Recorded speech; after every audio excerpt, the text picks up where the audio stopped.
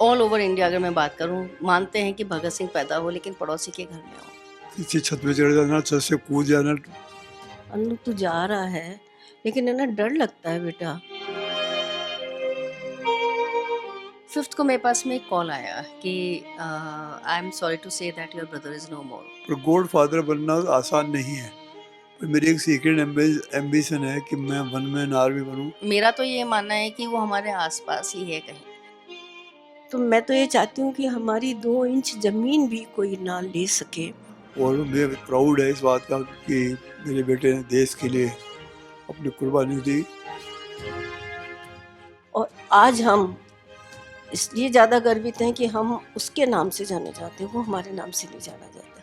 कौन जानता था उसके 3 महीने बाद में वो अब देश के लिए अपनी जान न्यौछावर कर देगा, और उसके 20 साल बाद में वहाँ पर एक वॉर मेमोरियल बनेगा जो नेशनल वॉर मेमोरियल है, और वहाँ पे उसका नाम अंकित हो जाएगा। फिर एक दिन मुझे कहता है कि मम्मी अपन सब भगवान को पूछते हैं, भगवान सबसे बड़े होते हैं। मैंने कहा हाँ, तो मैं तो भगवान बनूंगा।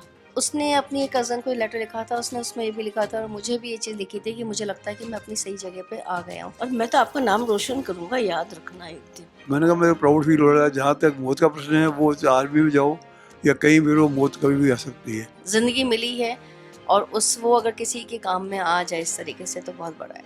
आपकी सफलता अपने आप में लोगों को बताएगी आपने क्या किया है। आज लगातार तीसरी दीपावली है घर से दूर, अकेले अपने बंकर में बैठे हुए मन को कर्तव्य पूर्ति का वास्ता देते हुए, पर मन के एक कोने में जरूर बैठा है एक नन्हा अबोध बालक जो मचल रहा है अपनी माँ के हाथ की मिठाई खाने को। फिर एक दिन है ना मुझे सुबह सुबह वो दिखाई दिया ऊपर बालकोनी में हंसता हुआ, अमित दिखा मुझे।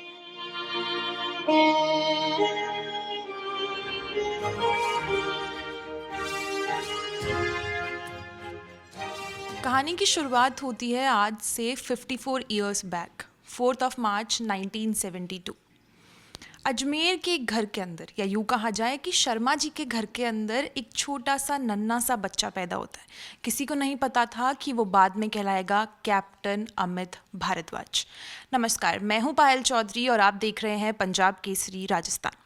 जी हाँ, आज हम मौजूद हैं अमित भारद्वाज जी के घर पर ही। बात करना चाहेंगे उनके माता जी से और पिताजी से। सबसे पहले सर, मैं यही कहना चाहूँगी आपसे कि बहुत बहुत स्वागत है पंजाब केसरी राजस्थान में, और आपका बहुत शुक्रिया कि आपने अपना इतना ज़्यादा कीमती समय हमें देने की कोशिश करी। चलते हैं आज से 54 ईयर्स बैक पहले ही, जब छोटा सा नन्हा सा अमित आप लोगों की गोद में पहली बार के लिए आया था। उस समय क्या खुशी थी घर के अंदर, क्या थॉट्स आ रहे थे? क्या कभी लगा था कि ये बेटा जो आज आपका है, ये बेटा कल को पूरे हिंदुस्तान का बेटा कहलाएगा? देखिए, ऐसा है, एक पुत्र के पैदा होने पे घर में खुशी का माहौल तो रहता ही है। धीरे धीरे अमित जब छोटा था, बड़ा होने लगा, तो उसकी हरकतों से क्रियाकलाप से लगता था आगे आगे बहुत बड़ा आदमी बनेगा ये। क्योंकि शुरू में बचपन में भी जैसे कि किसी छत पे चढ़ जाना, छत से कूद जाना, 4-5 साल का बच्चा मतलब अपने आप में उसकी बातें ऐसी नज़र आती है कि वो कुछ करके दिखाएगा मतलब। इसके अलावा जब स्कूलिंग का प्रश्न आया, तो स्कूलिंग जाने के बाद में भी अपने साथियों की सहायता करना, आस पड़ोस के लोगों को देखना, ये उसका एक तरह से रूटीन बन गया था। उससे ऐसा लग रहा था आने वाले टाइम में ये करेगा। जब स्कूलिंग से पूरी करी, 12th पास किया, तो इसके बाद ऑप्शन था कि किसी भी सर्विस में जा सकता था, मेडिकल लाइन, साइंस, इंजीनियरिंग, किसी में जा सकता था। मैंने इससे पूछा, ये जैसे पिता लोग पूछते हैं कि बेटे तुम क्या करना चाहते हो, मैंने थोपने की कोशिश नहीं की। तो मैंने कहा ऐसा है, डॉक्टर बनना चाहते हो, उसे डॉक्टर नहीं बनना चाहता। मेरे को बड़ा आश्चर्य हुआ कि एक बच्चा जो डॉक्टर नहीं बनना चाहता, कि डॉक्टर का एक पेशा ऐसा है कि ज़िंदगी भर वो लोगों की सेवा करता है, लोगों को अपना समय दे करके अंत समय तक भी काम करता है।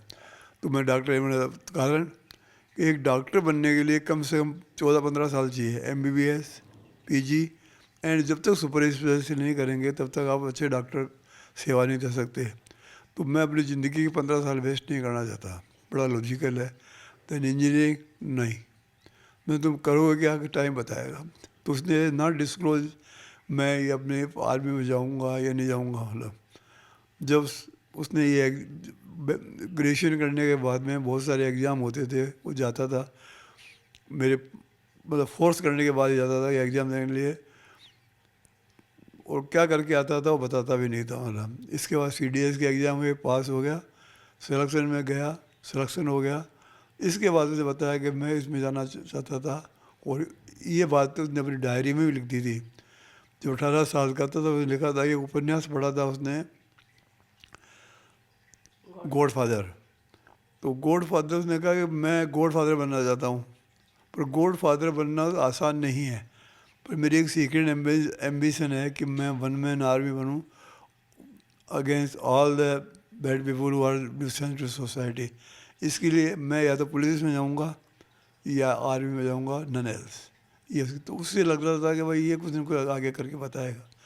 और मुझे प्राउड है इस बात का कि मेरे बेटे ने देश के लिए अपनी कुर्बानी दी और देश के लिए शहीद हो गया।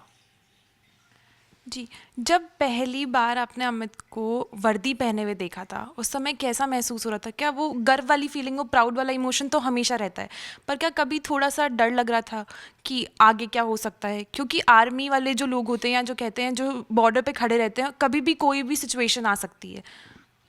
देखिए, जहाँ तक जब उसका सिलेक्शन हुआ तब उसे पूछा था, पापा मैं आपका अकेला बेटा हूँ, आपको कैसा महसूस हो रहा है? तो मैंने कहा मेरे प्राउड फील हो रहा है। जहाँ तक मौत का प्रश्न है, वो आर्मी में जाओ या कहीं भी रहो, मौत कभी भी आ सकती है, इसलिए मुझे इस बात की कोई फिक्र नहीं है।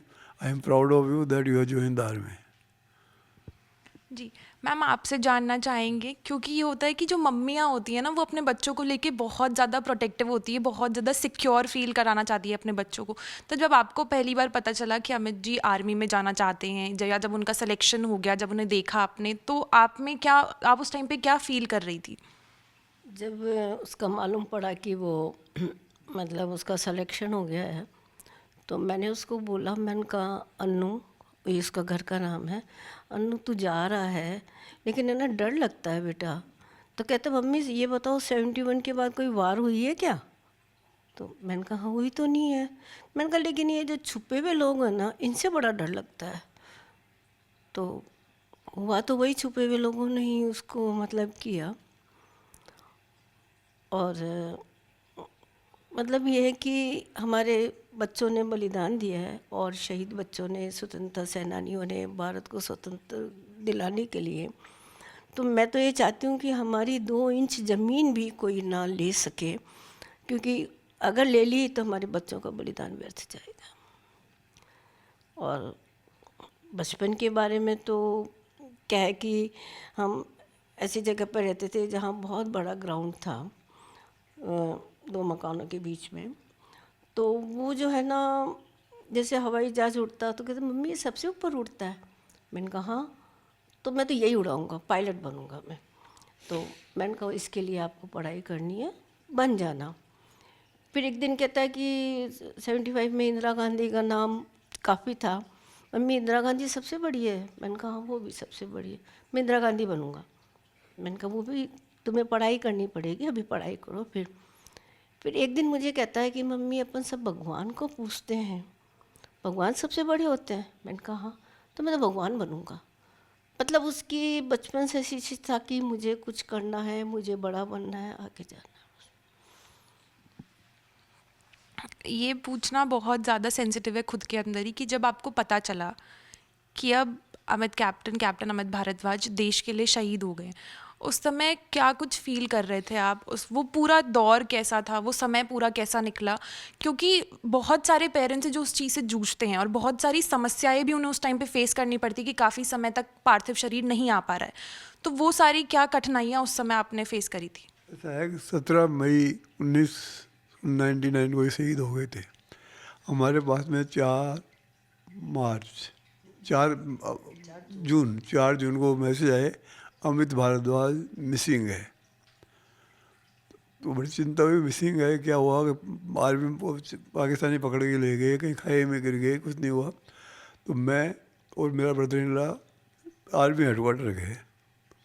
आर्मी हेडक्वार्टर से बात हुई तो उसने कहा जब तक डेड बॉडी नहीं मिल जाती या वो जिंदा नहीं रहता, हम उसको मिसिंग ही मानते हैं। मतलब उसने कहा you should hope for the best and ready for the worst. ये अपने जनरल साहब के मैसेज थे। तो कुछ लगने लग गया था कि कुछ समथिंग इज रॉन्ग। मतलब इसके बाद आए हम भी आशा करते रहे कि इसकी डेट मिल जाएगा, कहीं हो गया मतलब, परंतु मेरी बिटिया को सब पता था, तो बिटिया इस बारे में सारी बताया कि वो क्या घटनाएं रही, मतलब 56 दिन तक उसने किसी को नहीं बताया क्या है क्या नहीं हुआ। छप इस बीच में हम भगवान की प्रार्थना करते रहे और करते रहे। ऑल ऑफ सडन 13 जुलाई को जी न्यूज़ में मैसेज मिला, अमित महाराज का डेड बॉडी मिली है। इस बीच में हमें कुछ पता नहीं, हम भगवान प्रार्थना करते हैं कि जीवित रहे।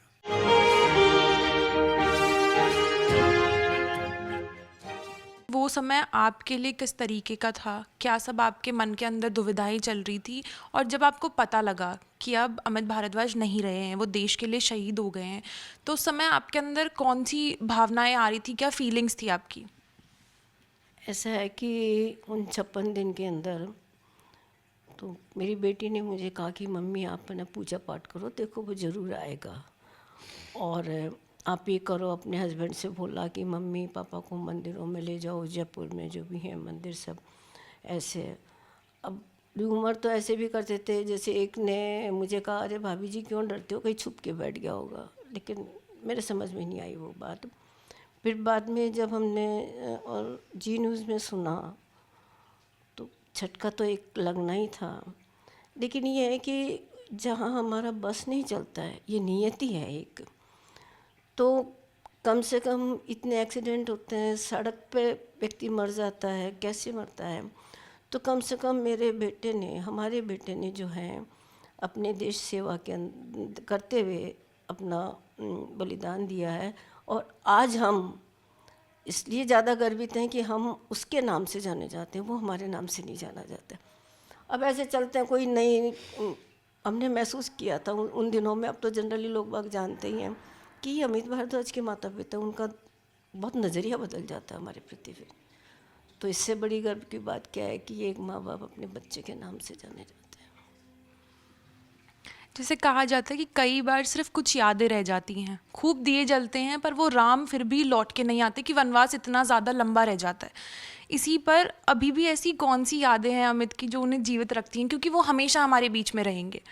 ऐसे इंसान जिन्होंने देश के लिए अपनी जान दी है, हम लोगों के लिए, कि आज हम उनकी वजह से यहाँ सेफ बैठे हुए हैं, तो वो कौन सी यादें हैं जो हर पल आपको, मतलब आप जब भी उनके बारे में याद करते तो आप चेहरे के ऊपर एक मुस्कान आ जाती है? उसकी कई बातें हैं, हंसी मजाक करना, और मतलब उसने ये बात करता है मेरी अपने मन की बात किसी को मत बताओ, आप क्या करने जा रहे हो ये किसी को मत कहो, आपकी सफलता अपने आप में लोगों को बताए कि आपने क्या किया है। तो इस तरह की वो बातें करता था, बड़ा गर्व होता था कि देश के विचार कितने उत्तम है, जो अपने लिए सोचता है और क्या करना चाहिए और क्या नहीं करना बताता है। आपने कहा कि वो डायरी लिखा करते थे, तो जब बाद में आपने उनकी डायरी पढ़ी तो उसमें क्या कुछ चीज़ें आपको दिखी या क्या कुछ चीज़ें नज़र आई जो उन्होंने शायद कभी किसी से कही नहीं थी? डायरी के बहुत सारे पन्ने हैं। जैसे एक था कि डायरी में लिखा कि मैं आज मैं 18 साल का हो गया हूँ और 1/3 ज़िंदगी बीत चुकी है, नहीं 20 साल का हो गया हूँ और 1/3 ज़िंदगी बीत चुकी है। बच्चे उठो, तुम कुछ करो, तुम अन्नू हो, तुम एक देश के लिए एक भावी सोल्जर हो। इस तरह की बातें वो डायरी में लिखी थी। मतलब एक उसने डायरी में लिखा था दिवाली का, बहुत अच्छा है वो, जो भाषा, मतलब इंग्लिश मीडियम में पढ़ा हुआ लड़का, कुछ तो उसे हिंदी में लिखे, कुछ इंग्लिश में, लेकिन हिंदी भी इतनी अच्छी कि हमें पता नहीं कि हमारा बेटा इतनी अच्छी हिंदी भी लिख सकता है।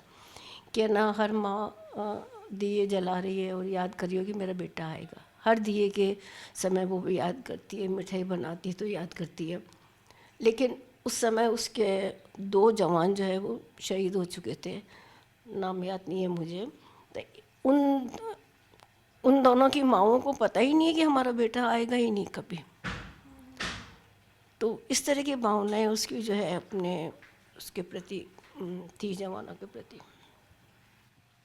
क्या ये जो भी ऑपरेशन था, विजय ऑपरेशन जो था, इससे पहले आपकी उनसे जब बात हुई थी या जो भी कनेक्शन रहे थे इस बीच के अंदर, क्या उन्होंने कभी भी कहा था कि इस तरीके के हालात भी बन सकते हैं, या कभी ऐसे कहा हो कि माँ मैं देश के लिए ज़रूर शहीद होऊंगा? उसकी बुआ ने कहा कि क्या अन्नू तू चला गया, भाई साहब का अकेला बेटा है, तो कहता है कि बुआ क्यों चिंता करती हो, आपके 2 बच्चे हैं ना, वो, और मैं तो आपका नाम रोशन करूँगा, याद रखना एक दिन।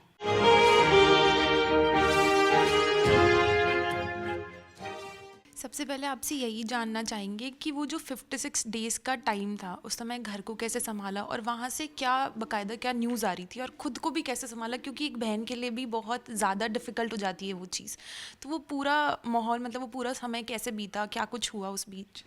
मैं तो ये मानती हूँ कि जब किसी के ऊपर कोई मुसीबत आती है, अगर ये भगवान की दी हुई ही होती है, तो भगवान आपको वो सहन करने की हिम्मत भी देता है, आपको उसके रास्ते भी बताता है कि आपको उस रास्ते को कैसे क्रॉस करना है। जब अमित 17 मई से मिसिंग था, 4 जून को हमारे पास में लेटर आया, 5 को मेरे पास में एक कॉल आया कि I am sorry to say that your brother is no more. और उस ऑफिसर ने मुझे अपना नाम नहीं बताया, क्योंकि वो डिस्क्लोज़ भी नहीं कर सकता। तो मतलब एक बार तो लगा कि ये क्या बोल रहा है, मुझे लगा कहीं ऐसा नहीं कोई प्रैंक कर रहा हो।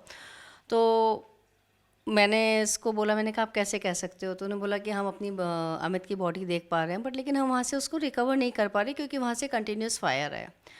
कि लेकिन मैंने कहा आपने मुझे क्यों बोला? तो कि अमित ये कहता था कि मेरी सिस्टर बहुत स्ट्रॉन्ग है, कुछ होता है तो आप उनको मैसेज कन्वे कर सकते हो, और हम ये चाहेंगे कि जब तक रिकवर नहीं होते तो आप इस चीज़ को अपने घर वालों को धीरे धीरे प्रिपेयर करो कि कैसे होगा। And I am very thankful to Jaipur के BSNL ऑफिस ऑल्सो, कि उन्होंने मेरे एक कहने पे जब मिसिंग का आया तो उन्होंने हाथों हाथ STD वगैरह सब कुछ लगा दिया था, ताकि मैं कहीं बाहर भी बात कर सकूँ।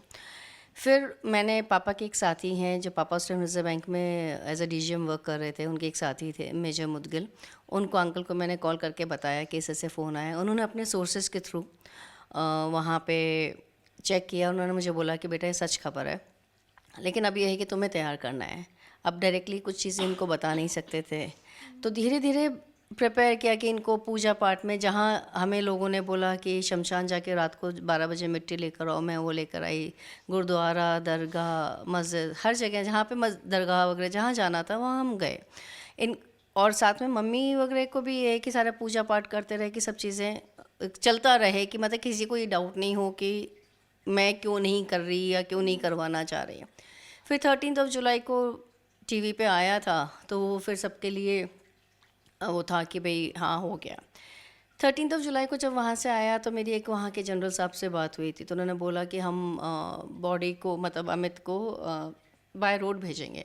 उससे हम दिल्ली का रास्ता था 6-7 घंटे का, तो जब 6-7 घंटे का रास्ता था तो ये लगा कि जब -डिग्री टेम्परेचर से जुलाई में ऑलरेडी 25-30 टेम्परेचर आ जाता है, तो बॉडी तो स्टील कर जाएगी, बहुत मुश्किल होगा, डिटेरियोरेट होने लगेगी बॉडी।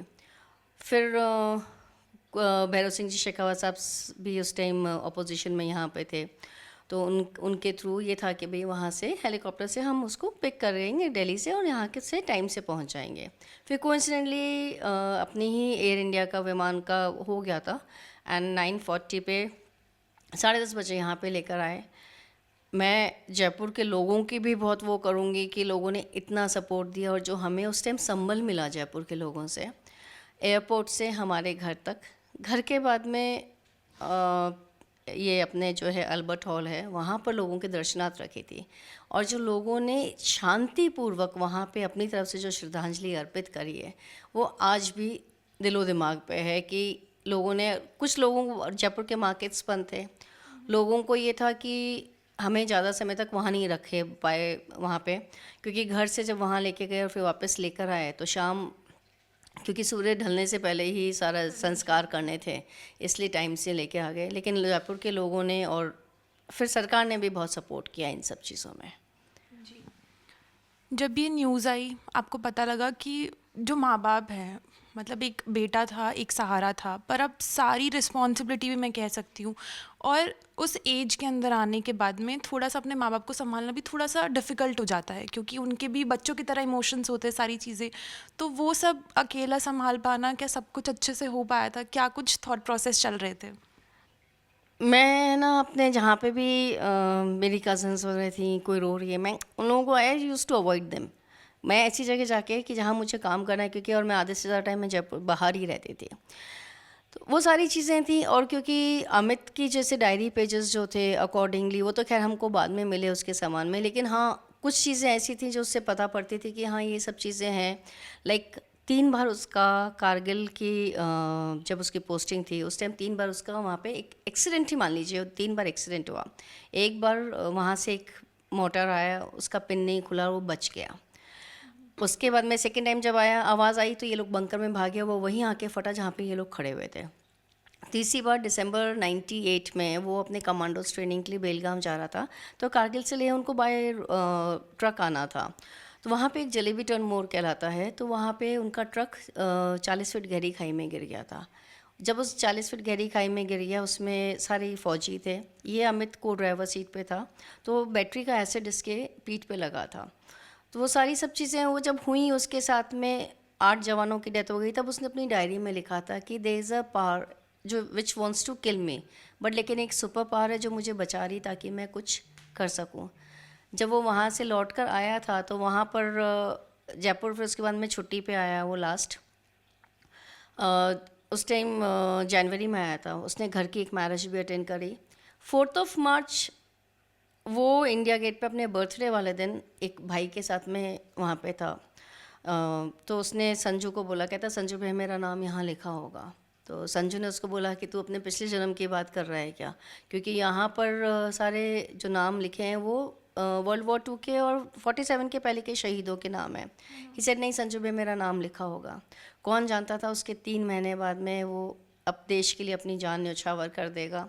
और उसके 20 साल बाद में वहाँ पर एक वॉर मेमोरियल बनेगा जो नेशनल वॉर मेमोरियल है, और वहाँ पे उसका नाम अंकित हो जाएगा। आपने कहा कि उनकी डायरी थी, तो उस डायरी में क्या कुछ लिखा करते थे? और जब छोटे थे भाई बहन का रिश्ता बहुत प्योर बॉन्ड होता है, तो क्या आपको कभी उन्होंने बताया कि उन्हें आर्मी में जाना है, या वो जो आर्मी के लोगों को देखते, जवानों को देखते, तब उनसे इंस्पायर होते कि वो भी ऐसा कुछ करना चाहते हैं अपने देश के लिए? नहीं, उसने एक्चुअली डायरी, ना तो हम लोगों को आदत है किसी की डायरी पढ़ने की, और ना ही वो इससे से शेयर करता था, क्योंकि उसका ये मानना था कि आप अगर कुछ करना चाहते हो तो उसको लोगों के ऊपर उजागर मत होने दो। Let your work speak. जैसे एक हमारे एक जानकार सज्जन थे, उन्होंने बोला कि उनका बेटा उस टाइम सीए बन गया था, तो कहे कि बेटा ये तो सीए बन गया, अब तुम भी कुछ कर लो। कहता अंकल आपका आशीर्वाद रहा तो बहुत कुछ करके दिखाएंगे। तो ये चीज़ें उसको शुरू से ये चीज़ें थी कि मतलब कुछ ऐसा होना है, and I am born for this only, कि क्योंकि उससे पहले वो इजी, जब उस टाइम पेजेस चला करते थे तो इजी कॉल में वो जॉब कर रहा था। सीपीडब्ल्यूडी का वो कॉन्ट्रैक्ट बेसिस पे काम भी कर रहा था कंप्यूटर्स का, बट उसको मन नहीं था वहाँ पे। और जब उसका आर्मी का सिलेक्शन हुआ तो उसने अपनी एक कज़न को लेटर लिखा था, उसने उसमें ये भी लिखा था और मुझे भी ये चीज़ लिखी थी कि मुझे लगता है कि मैं अपनी सही जगह पे आ गया हूँ। ही वॉज़ वेरी हैप्पी कि मैं फ़ौज में आ गया हूँ और यहाँ पर मैं कुछ कर पाऊँगा। जैसा पापा ने बताया कि उसने उनका गॉडफादर नॉवल पढ़ा था, उसमें था कि मैं एक मिशेल में बनना चाहता हूँ। हालांकि मैं वो बन नहीं सकता, लेकिन ये है कि उनकी तरह ही मैं सोसाइटी के लिए कुछ कर पाऊँ, whether I have to go to defence services और I have to be a RAS IAS officer and work for the society, welfare of the society. अभी ऑलमोस्ट 25-26 ईयर्स हो चुके हैं। What all things have changed, कि कुछ नया कुछ अगर देखने को मिल रहा है, या सोसाइटी की तरफ से जो भी चीज़ें चेंज हुई है उन सब के बारे में। और जैसा आंटी जी बता रही थी अभी थोड़ी देर पहले कि एक छोटा अमित घर के अंदर आ गया था, तो क्या वो भी इंस्पायर हो रहा था काफ़ी ज़्यादा आर्मी के जाने के लिए, या अभी भी वो थोड़ा सा घर के अंदर डर का माहौल है कि आर्मी अभी के लिए तो नहीं किसी को? नहीं, घर में डर का माहौल बिल्कुल भी नहीं है। कुशाग्र जब छोटा था तो वो बहुत बातें करता था आर्मी के बारे में, लेकिन हाँ ठीक है, जैसे जैसे वो बड़ा हुआ उसने वो चीज़ें बातें करनी बंद करी। और डर तो मतलब अगर वो जाना चाहता तो हमारी तरफ से कोई रोक नहीं थी। और रही बात सोसाइटी की, जो कहते हो बहुत लोगों का सपोर्ट है, लेकिन फिर भी आज भी मैं मानती हूँ लोगों के मन में, ऑल ओवर इंडिया अगर मैं बात करूँ, मानते हैं कि भगत सिंह पैदा हो लेकिन पड़ोसी के घर में हो। हर कोई, उनको ये पता नहीं है, मतलब वो चीज़ आदमी को एक्सेप्ट नहीं करना चाहता कि रोड एक्सीडेंट्स भी हो सकते हैं, बीमारी से भी जा सकते हैं। लेकिन अगर आप देश सेवा के लिए आप अगर अपना सर्वस्व न्यौछावर कर रहे हैं तो उससे बड़ा और कोई वो नहीं है। ज़िंदगी मिली है और वो अगर किसी के काम में आ जाए इस तरीके से तो बहुत बड़ा है। उसके बाद में जैसे अभी हम लोगों ने ट्रस्ट बनाया अमित के नाम से, जो हमारा रजिस्टर्ड ट्रस्ट है ATG में, और तब से हम अब तक उसका जो शहादत दिवस जो हम मानते हैं 17 मई का, उस दिन हम अपना ब्लड डोनेशन कैंप ऑर्गेनाइज़ करते हैं। हम अब तक 26 ब्लड डोनेशन कैंप्स ऑर्गेनाइज़ कर चुके हैं और जो 4 मार्च उसका बर्थडे आता है, पहले प्लांटेशन प्रोग्राम होता था क्योंकि जहाँ पे मेमोरियल बना हुआ है और अब वहाँ पे अमित का बस्ट भी लग गया है, तो वहाँ पर अब इतनी जगह नहीं बची कि प्लांट्स बने। तो हम काफ़ी सालों से वहाँ पे क्विज़ कंपटीशन करते हैं, तो काफ़ी बच्चे, तकरीबन 800-900 बच्चे वहाँ पे उस आसपास के स्कूल्स के वो क्विज़ कंपटीशन में पार्टिसिपेट करते हैं। और we make it a point कि हमारे इसमें डिफेंस पर्सनल चीफ गेस्ट होते हैं, तो बच्चों के लिए वो मोटिवेशन होता है बेसिकली, कि जब वो बच्चों को स्पीच देते हैं या अपने एक्सपीरियंसेस बताते हैं कि हम उसमें रहे। और अगर मैं मान के चलती हूँ 800,000 बच्चों में से अगर एक बच्चा भी निकल गया, और ऐसा हुआ भी है, तो हमारे लिए मतलब एक हमारी उपलब्धि है कि हमने जो अचीवमेंट है कि हमारी ये कि हम जिस मकसद से ये चीज़ें करना चाह रहे हैं, बच्चों को जागरूक करना चाह रहे हैं, क्योंकि वही देश का भविष्य है, तो वो एक अच्छा करके निकले। लास्ट में आपसे जानना चाहूँगी कि भाई बहन की वो सबसे ब्यूटीफुल मेमोरी कौन सी है जो अभी भी कहीं भी बैठे हो अचानक से याद आ जाती है कि हाँ ये तो हमेशा याद रहेगी, वो माइंड से कभी जाती ही नहीं है, वो सबसे प्यारी सी, सबसे मोस्ट मेमोरेबल मेमोरी? बहुत सारी हैं, स्पेशली 2 चम्मचों के लिए लड़ाई कि ये चम्मच मेरा है, या आते जाते उसका मेरे बाल खींच देना, मेरा उठा के लगा देना। तो दादी कहती थी क्यों छोटे को मार रही है, तब मम्मी कहती आपने देखा नहीं किसने इसको छेड़ के गया ये। वो बहुत सारी चीज़ें हैं कि मतलब एज अ चाइल्ड आपस में लड़ते भी थे, साथ में खाना भी खाते थे, सब चीज़ें थी। सारी मेमोरीज़ हैं जो मतलब याद आती हैं, लेकिन हाँ वी डू फील लाइक, मतलब मेरा तो ये मानना है कि वो हमारे आसपास ही है कहीं, मतलब वो कहीं छोड़ के गया नहीं है। तो और कई बार ऐसा भी हुआ है, बच्चों ने भी महसूस किया ये चीज़ कि जब कुछ दिल से याद किया है, कुछ क्या है, तो वो उनका सारी चीज़ें हुई हैं।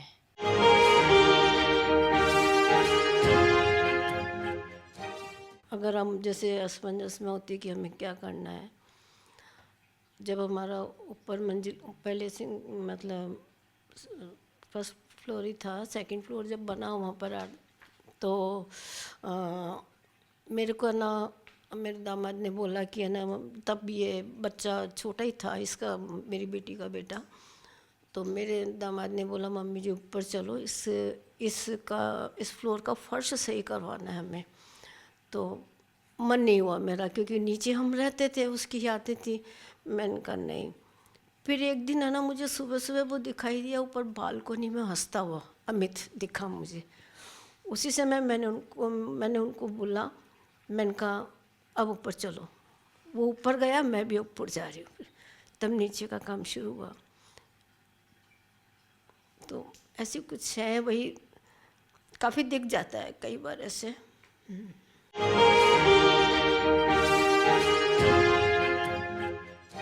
कि अमित जी बेसिकली आर्मी के अंदर थे, तो हमेशा तो घर पे अवेलेबल वाली चीज़ नहीं होती, पर कभी ये जब त्योहारों पर आया करते थे या कभी कुछ स्पेशल फेस्टिवल है या घर पे कुछ स्पेशल कोई भी ओकेशन है, तो जब घर पर आया करते थे तो क्या कुछ कहते थे, कुछ मेमोरीज उससे रिलेटेड, या उन्होंने कहीं पे कुछ बयां किया हो, वो सही बात है?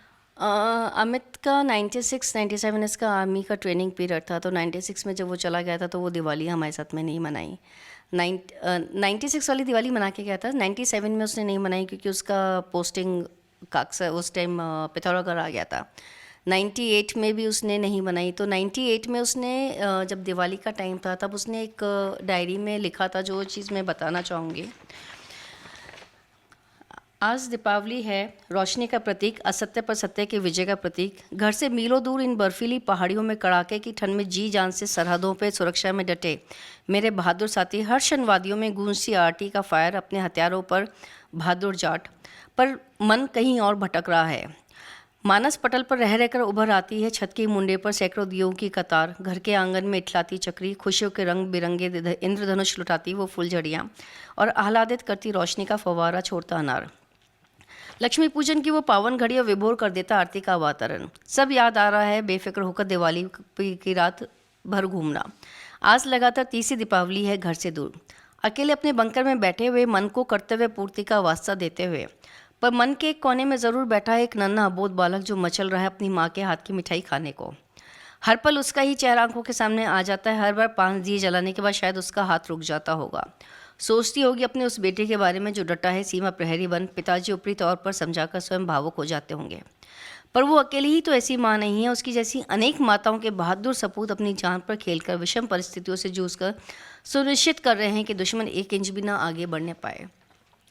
तो वो चीज़ें हैं कि मतलब लाइक इंसान है, फीलिंग्स हैं, बट उसके बावजूद भी वो अपने घर त्योहारों को छोड़कर, अपने घर के त्योहारों को छोड़कर, परिवार का साथ छोड़कर वो अगर वहाँ डटे हैं, तो ये हम सब देशवासियों के लिए है।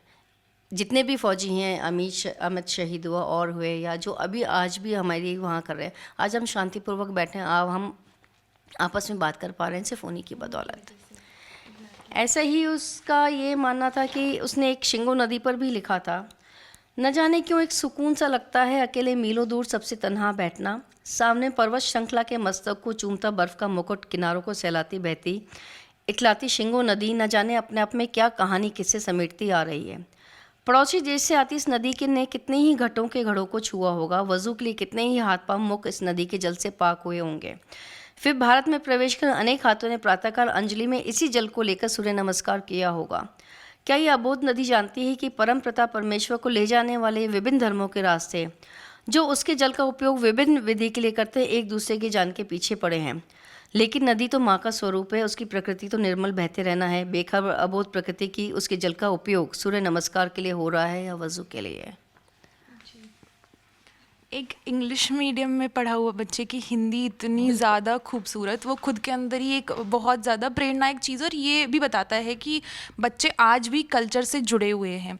तो इसके ऊपर आखिरी चीज़ अब आपसे यही रहेगी कि और ऐसी कौन सी चीज़ें हैं अमित जी के बारे में, या ऐसी कौन सी पंक्तियां हैं उनकी डायरी से जो आपके भी दिल के बहुत करीब है और जो लोगों के लिए भी एक तरीके से प्रेरणा साबित हो सकती हैं? एक उसने दशहरा पर लिखा था, आज दशहरा है तथा दुश्मन ने ज़बरदस्त गोलीबारी ठीक 5 बजे प्रारंभ कर दी। शायद वे त्यौहार जल्दी मनाने हेतु बेतलब हैं। मैं अपने बंकर में बैठा हुआ अगले दिन की फायरिंग हेतु तैयार हो रहा हूँ। दुश्मन की हमेशा पहली बार वार कर रहा है तथा हम तो बाद में जवाब देते हैं।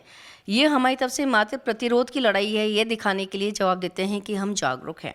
हालांकि मैं चाहता हूं कि मैं पहल करूं तथा दुश्मन की तरफ पहले जाऊं, परंतु आदेश इस तरह के हैं कि हमें पहल नहीं करनी है, केवल जवाब देना है। तो ये सब चीज़ें हैं कि उनका फ़ौजी हमारे सारे वहाँ चौकस हैं, अपने त्यौहार छोड़ के वो सब चीज़ें कर रहे हैं। और आई सैल्यूट ऑल दीज फौजीज़ कि वो अपने जान की परवाह किए बगैर अपने परिवारों को अकेला छोड़कर वो सब वहाँ पर बेखौफ लड़ रहे हैं। और as a citizen of India मैं सब लोगों से मेरी यही एक गुजारिश है कि जो भी फ़ौजी हैं, उनके जानकार हैं या अननोन हैं, जो वहाँ पे सरहद पर हैं या जो अपनी जान न्यौछावर कर चुके हैं, उनके परिवारों के लिए हम एकजुट होकर खड़े रहें। कभी उनकी कोई ज़रूरत हो, किसी भी तरह की कोई हेल्प हो, तो हम उनको हेल्प करें।